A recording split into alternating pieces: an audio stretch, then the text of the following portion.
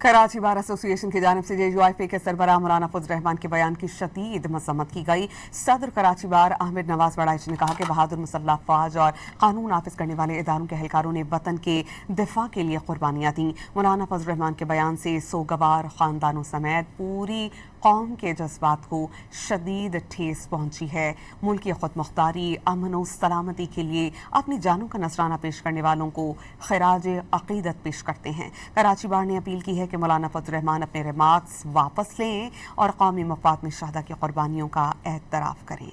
Karachi bar association की जानिब से JUIF के सरबराह मौलाना फजल रहमान के बयान की शदीद मजम्मत की गई। सदर कराची बार अहमद नवाज बड़ाइच ने कहा कि बहादुर मुसल्लह अफवाज और कानून नाफिज करने वाले इदारों के एहलकारों ने वतन के दिफा के लिए कुर्बानियां दी। मौलाना फजल रहमान के बयान से सोगवार खानदानों समेत पूरी कौम के जज्बात को शदीद ठेस पहुंची है। मुल्क की खुद मुख्तारी, अमन और सलामती के लिए अपनी जानों का नजराना पेश करने वालों को खराज अकीदत पेश करते हैं। कराची बार ने अपील की है कि मौलाना फजल रहमान अपने रिमार्क्स वापस लें और कौमी मफाद में शहदा की कुर्बानियों का एतराफ़ करें।